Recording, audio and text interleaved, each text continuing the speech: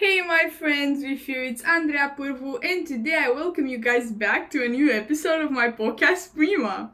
Today's episode is a really exciting one because today I'm going to shoot my first ever after football match review. And honestly, we are starting off strong because yesterday there was the opening match of the Euro 2024. And from now on, every single day till July 14th, I will be shooting a new video. Honestly, let me break it down to you how I am going to work, how I'm going to operate on this season. Well, for the groups, I will only be talking about one match from that day, the most important one in my opinion. And I'll talk a bit, like I'm going to summarize the other two matches that happened that day.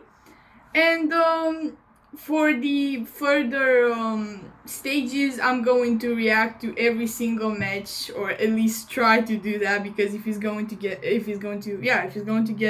way too exhausting for me, I will maybe take a break. But I really have in mind to shoot every single day and do this daily and actually do a quality product for you. So hopefully I won't get too stressed out, I won't get burned out, it's all going to be alright. So yeah, without further ado, let's get started with this episode. Basically, I'm going to start by saying that the opening match was between Germany and Scotland, and I'll talk about a bit about the lineup. Honestly, the lineup, I do not have much to say about it. The only thing that I've noticed was the fact that Scotland's lineup was really defending. And I mean, not really defending, but it was quite defending. And anyways, I'm going to talk about Scotland defense in this video because we have a lot to talk about on that topic. But besides that, I haven't seen, I don't know, I mean, controversial decisions or stuff like that. I mean, we can see for Germany, Havertz, Kroos, Neuer, I think, Musiala, Ritz. I think that's a great lineup. And for Scotland, we can see McTominay, Robertson, Gunn. I mean, I don't have anything to say about it, besides the fact that what I've noticed was that Scotland's lineup was quite defensive. Anyways, this match went strong. I mean, so many things happened during this match, and we already start off strong because in the first minute Germany already has their first chance. Rudiger does a very long pass to Ritz, and Ritz sadly misses. But anyways, even though if he didn't miss, still Ritz was in the offside position, so his attempt wouldn't work out. Then in the 10th minute, in the 10th minute, Ritz scores the first goal. And that's really cool, really interesting, because that was his second goal for the national team ever, and he became the youngest player to score for Germany in a Euro. Cool stuff. I think honestly that was a really inspired idea. The fact that he didn't actually, I mean, in that position, most of the players would have dribbled a bit and then shoot, but he directly shooted, and that was the thing that confused the goalkeeper. I've seen on the internet that there were a lot of talks about like the goalkeeper, the way the goalkeeper handled it, and it was this debate going on, like, was it his fault? Was it not? I mean, in my opinion, it was the goalkeeper's fault because he could have done something. Even though, yes, Ritz was really inspired, and in my opinion was a really intelligent idea to shoot directly, but Gyun could have done something. Oh my god, an ambulance passed. Anyways. Then in the minute 19th, Havertz passes to Musiala, and that's how it scored the second goal. The second goal is scored, and it's Musiala's third goal for the national team. Honestly, when Havertz got the ball, I was thinking that Havertz is gonna Havertz is gonna shoot and that's gonna be it. I mean, he's gonna score, whatever. But honestly, his idea was absolutely perfect to not shoot directly and to pass it to Musiala, because his angle right in that moment was not the very best angle, and that was a bit risky. So, and I think that everybody in that moment thought for a second that he's going to shoot. So, that confused Scotland's defense a bit. And he passed it to Musiala, and that's the decision that brought us to the second goal of this game. In minute 24, Christie fouls Musiala, and that causes a penalty check, but the VAR decision is to not accord a penalty. But they accorded a free kick from outside of the square, and Havertz shoots, but he misses. Anyways, honestly, I think in the decision of the coach for him to shoot, it was a really good one, because Havertz, I think he really needs confidence right now. He's an amazing player. I know him since he was playing at Chelsea. I really, really like him. And now he's playing at Arsenal, and I support him a lot, and he's one of my favorite footballers. But I think that especially after this season, he needs a lot of confidence. He needs to gain more confidence. So asking him to shoot this free kick, I think it was a really great idea, because he really needs to trust himself more, because he already has the abilities. It's just his mentality that is not quite the best right now, especially after this season. Yeah, in case you guys are wondering, I literally have a clipboard in here and papers because during the whole match I was writing down every single important moment, every single important phase, action, whatever in this match. So yeah, I have a few papers that I'm looking through. Anyways, in the third minute, Andrik tries to dive on McTominay, but that doesn't really end up well, because instead of reaching out for the ball, he reached out for McTominay's leg, and that causes that results the yellow card, and that I think is the first yellow card of the match. I'm not quite sure though, but I think that is the first, or if it's not the first, that is the first significant yellow card in the match.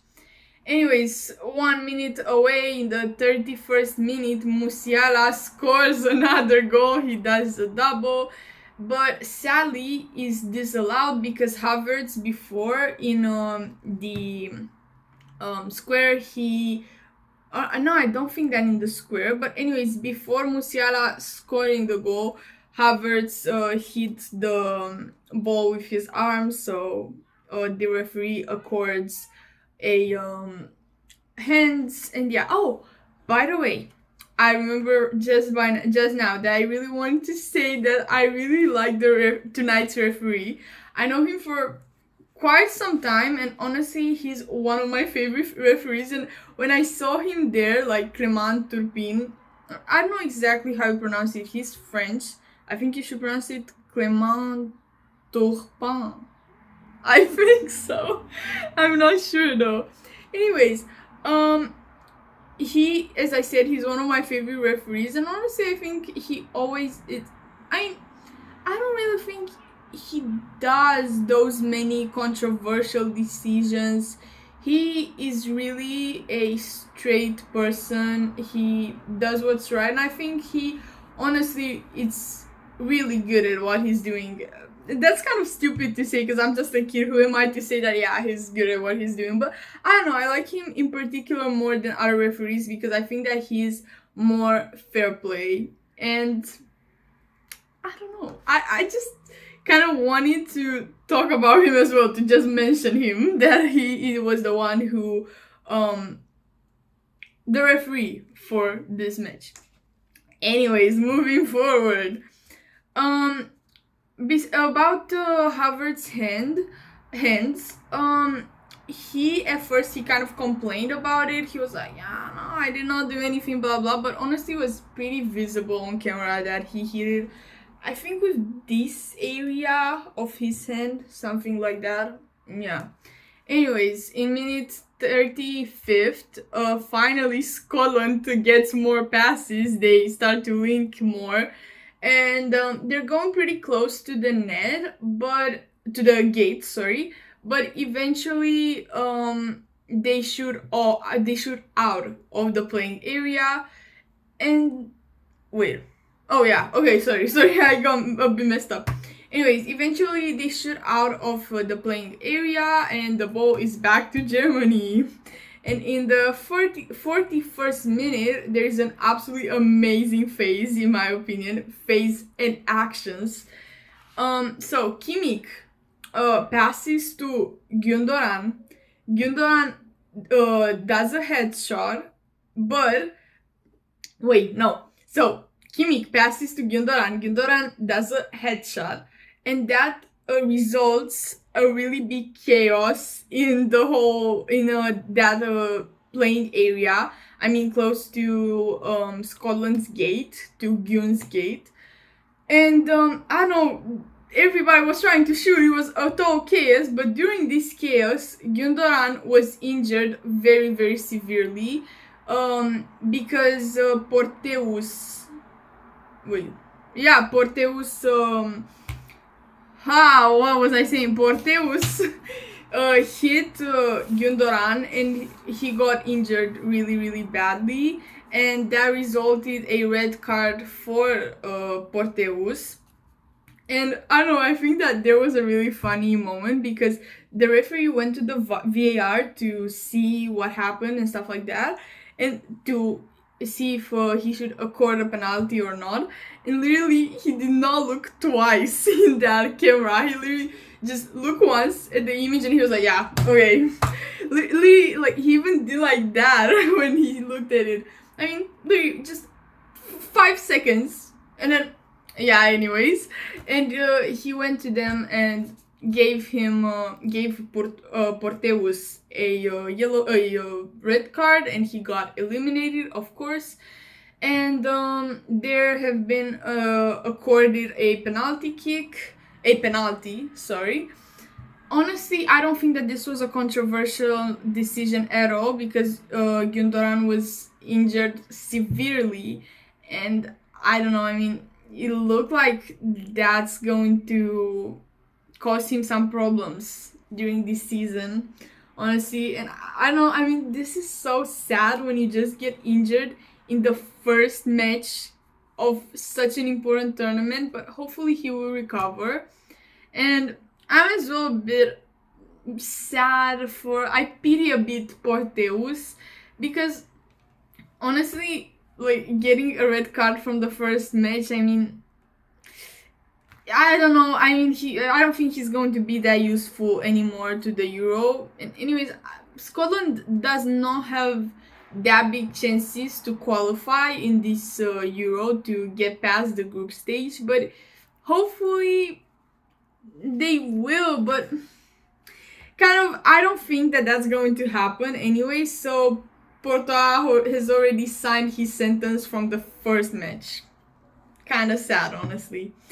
Anyways, in the 45+1 minute, the penalty kick was done by Havertz, and he shot it, and of course it was a goal, because when does ever Havertz miss a penalty kick? Never. Honestly, I don't know. For me, I mean, might be a really unpopular opinion, but I think that Havertz is one of the best players, the best shooters. I think he is one of the best shooters. I meant to say one of the best players at penalty kick, but no, one of the best shooters. I mean, he is really good at that, and I do not remember the last time he did not score when he was supposed to do a penalty kick. I mean, definitely it has happened, and definitely I've seen it, but I think that happened a very long time ago, so yeah. Anyways, the first half is done. I'm going to wrap it real quick. I think that for Germany there was an immaculate play. They did an immaculate game.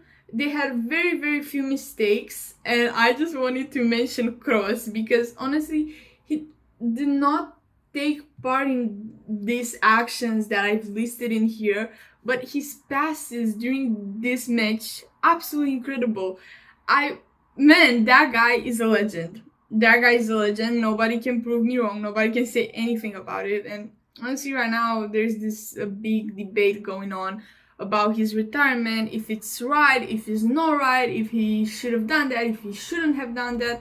And honestly, I think he was really smart by retiring right now, even though he's really young. And he definitely was still able to play many, many years. But he respects himself. And, he did not want to have this period of that's what I think, that he did not want to have this period of downfall when you already get old and you are close to retirement, He wanted everybody to remember him as this amazing, great player, a legend. And he wanted to retire when he was still able to play, to everybody not have in mind that downfall, to only have in mind his peak, his prime. And yeah, maybe a lot of people will say that he is in the so-called juvenile stage of his life, because definitely he's not in the juvenile stage of his life, but football speaking, he was still really, he acted really young for his age. So some people would say that he was in his juvenile stage of football career, I would say. But I don't know, in my opinion, it was a really inspired decision and a really good one. And he showed that he respects himself. And yeah, honestly, it was really sad and really, I remember in that match when his first match on Santiago Bernabeu, I cried so hard, man. I've cried for an hour. His daughter cried, but the way I cried, God, like the next day I had a headache for the whole day. I was having a migraine on this side of my head. Crazy. And then in the UCL, the moment when they got him out of the match, I literally cried till the final whistle was blown. And that was the moment when I kept on crying, but I was crying basically, the reason switched. I started crying of happiness because Real Madrid won there's a 15th Champions League. I remember right now that I've watched my first episode, and for some reason I said that they won their 5th Champions League, but no, they won their 15th Champions League. And yeah, then as well I started crying for like an hour about it. I was really happy. But yeah, I don't know, I think that about Kroos, I cried everything out already, but I don't know though. I might. I was thinking, will I cry in his last match in Germany shirt and stuff like that? And I don't know. Right now I'd say that no, because I've cried out all the feelings that I've got about his retirement, but I really do not know how I'm going to react the moment when I'll finally realize that, okay, it's over. It's over forever. Yeah. Anyways, moving forward from Kroos, as well about the first half, I want to say that honestly I don't think that it could have been worse for Scotland. I'll talk more about this topic when I'll wrap the whole match. So yeah, let's start with the second half. Wait. So, I'll start talking about the second half lineup. So Andrich is out for Germany, and they get in Gross, not Kroos, Gross. And then for Scotland, they get out Adams and they get in Henley. Anyways, the second half starts in the 47th minute.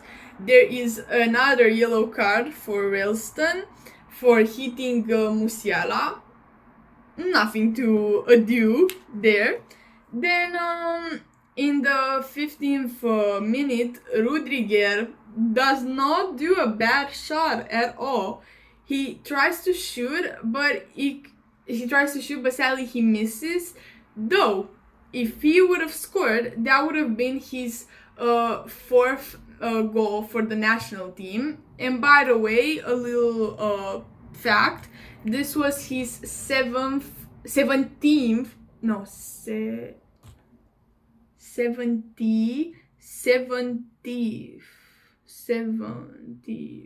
I'll write on the screen.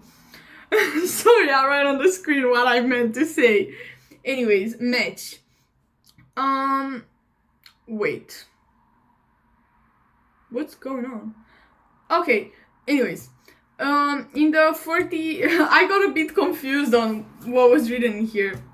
Anyways, in the 57th minute, there is a chance created by Ritz, but sadly he misses, shooting a bit over the top bar of the gate. Then 1 minute later, McGregor does a really, really good block when Gundogan tries to shoot. I don't know exactly how to describe this block, but if I will find a video of it, I'll really try to put it somewhere in the corner of the screen and stuff like that. Anyways, in the sixth... Oh my god, I've been saying anyways in this video. I think you guys got so tired of it. I'll try to change the word. Moving forward, in the 16th minute, Reitz shoots again, and I swear, this boy won't chill. This boy won't stop. But sadly, this shoot is as well again over the top bar, but this time like a lot over the top. But still, I mean, he in 2 minutes already 2 shoots, amazing. 1 minute further, Tach receives a yellow card. I don't have anything to say about that. He just receives a yellow card. And in the 62nd minute, there is a change in the lineup. Havertz is out and in goes Fulkreg. And Ritz is out and in goes Sane. Or Sane, I think you pronounce it Sane. Anyways, and 1 minute further from 1 minute apart from this, Sane, in his first contact with the ball, he tries to score but shoots in the middle of the gate directly in the goalkeeper's arms. And anyways, his shoot was very soft, so there was no chance of a goal. Though it was his first touch of the ball in this match and he already shot it on target, so interesting. Moving forward, 1 minute apart, there is accorded a corner kick for Germany, which is this corner kick is shot by Kroos. As I said, he's a legend, and as everybody knows, he is a legend at shooting corner kicks. In my opinion, the best corner kicker ever. I don't know. No, corner kick shooter ever. I feel like every single time when he shoots a corner kick, it gets better and better and better. Crazy. I don't know, I already miss this guy so much, like talking about him. Thinking that this is like his last season. Crazy. Anyway, sadly, the whole action was unsuccessful because Germany did not score. In the 67th minute, there's a phenomenal execution by Fulkrug.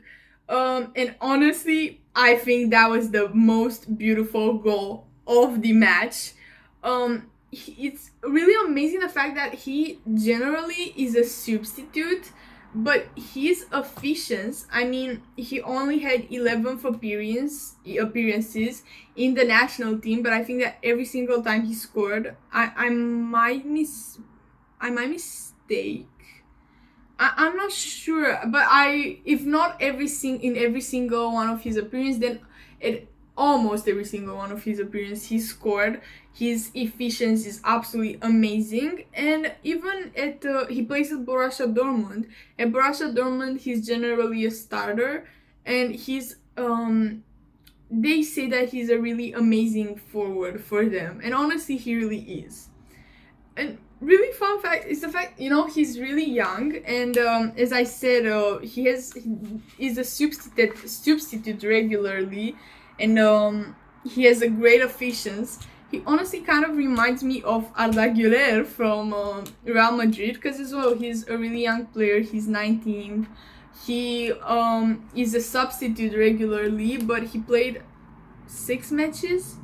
I think 6 matches and 6 goals, or if not 6 matches, there may be, I don't know, somewhere around that. I mean, his efficiency was amazing. He literally, in only 1 match, he did not score this season from the ones that he played. He did not score, but he scored in another match 2 goals. So I think that he literally has a goal per match, basically. So yeah, I don't know, I just kind of seeing that parallel there, In the 72nd minute, Thomas Müller gets in, and Musiala gets out, and that is Müller's 113th appearance in the national team. He's a legend. We all know Thomas Müller. I cannot talk enough about him. Yeah. In the 75th minute, Füllkrug scores the ugliest goal of this match.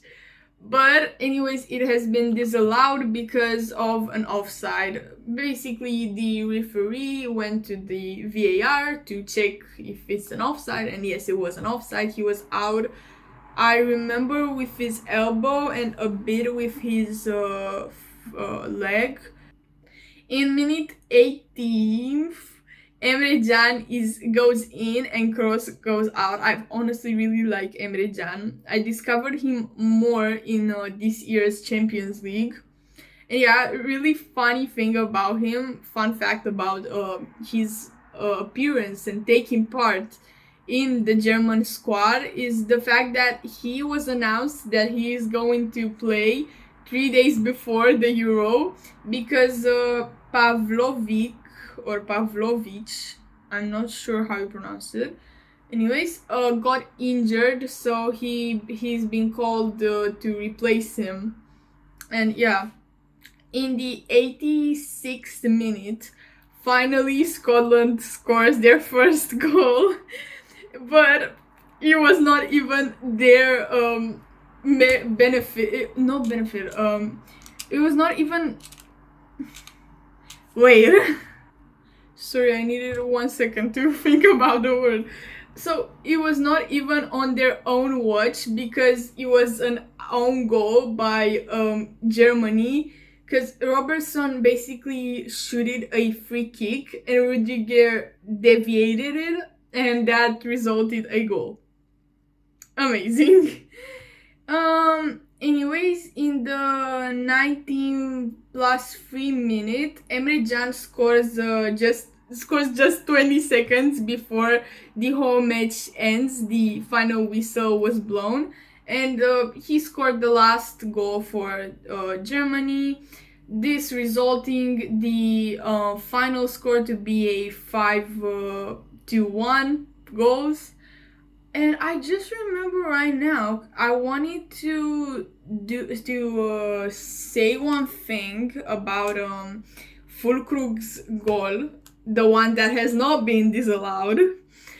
I found it really interesting, the fact that Rudiger went to hug Füllkrug in that moment. And honestly, I think that that's a really humanly reaction, because you get happy in that moment and you don't care about anything at all.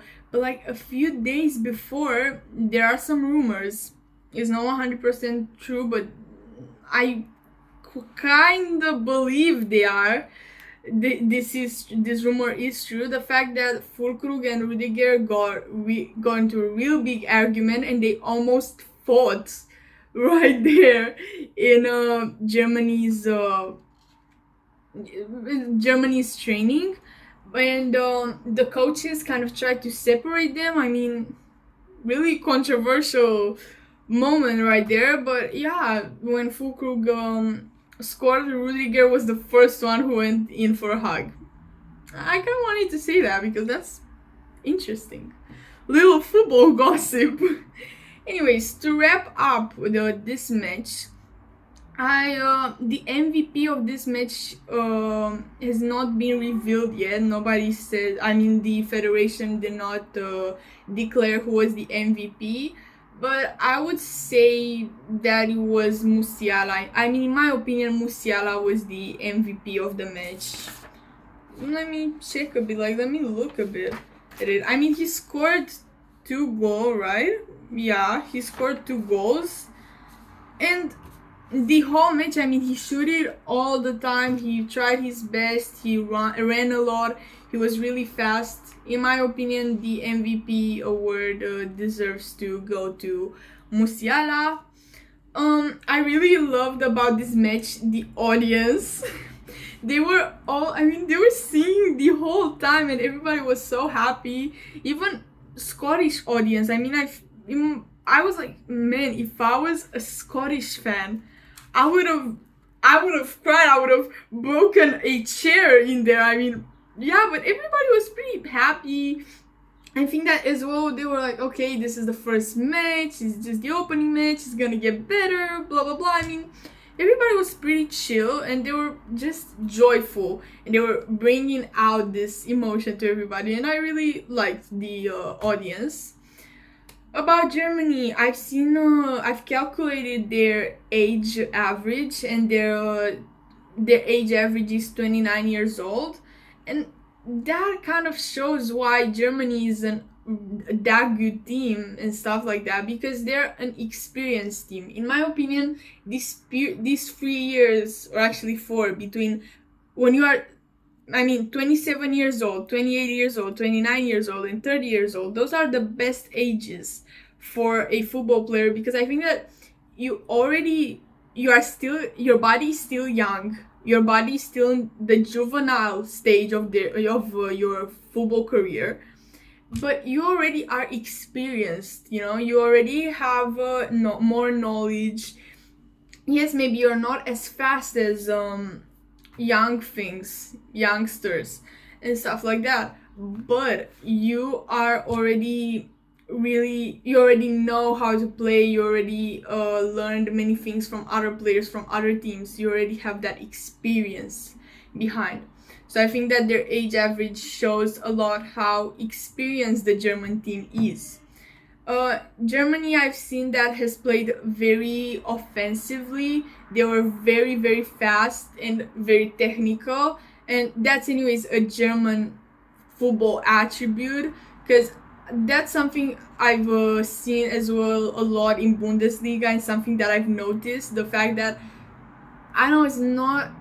everything is very, very technical in their football tactic. They are very, very technical. They do not focus that much on drills or stuff like that. They have a really technical style of playing.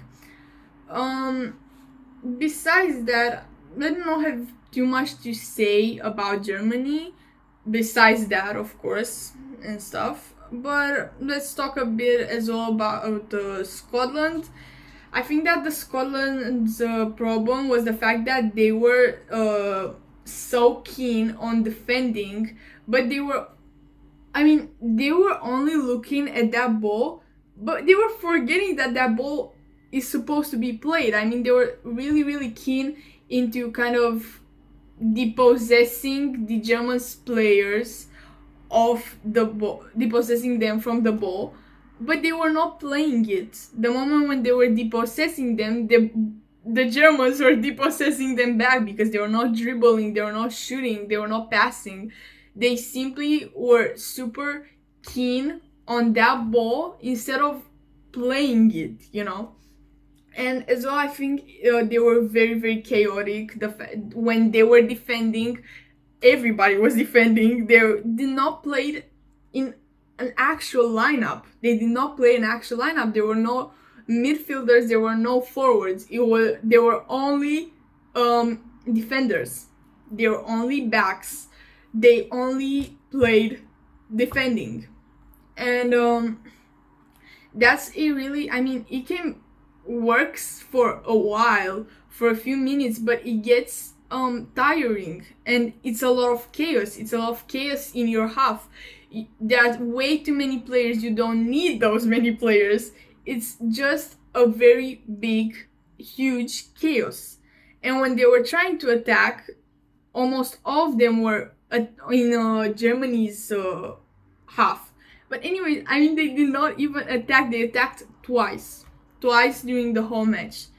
And yeah, I think that was the major problem for Scotland, the fact that they did not play in an actual lineup. They were all of them were defending, all of them were attacking, and that causes chaos and tiredness, and automatically they cannot have a good play. They cannot make a good game.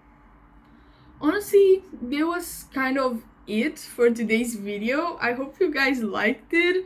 I know it's not the best, but it's as well my first ever after football match review. I'll try to get better at it. I'll try to stop blocking and be more fluent, maybe use more connectors, because I feel like the whole time I was only saying anyways, and like the minute that these actions were happening in. And yeah, I really tried to be better, but I did not want to edit this video too much. I did not want to cut it that much and stuff like that, because as I said in the first episode, I think that a podcast is this raw long footage of someone, and I try to be as real as possible and to be as you guys feel as comfortable as possible with me, and simply I want you guys to see me through my phases, to see the mistakes that I make and stuff like that. Basically, together to grow. So, oh my god! Okay, my setup just fell. Anyways, this was it for today, guys. I hope you guys liked and enjoyed this video. If you did, please give it a thumbs up. Share it to your friends if you think that this information might be useful to them. Comment down below if you guys have any suggestion for me how to improve and stuff like that, and subscribe to be in tune with my posts. Okay, this was it. Bye, guys.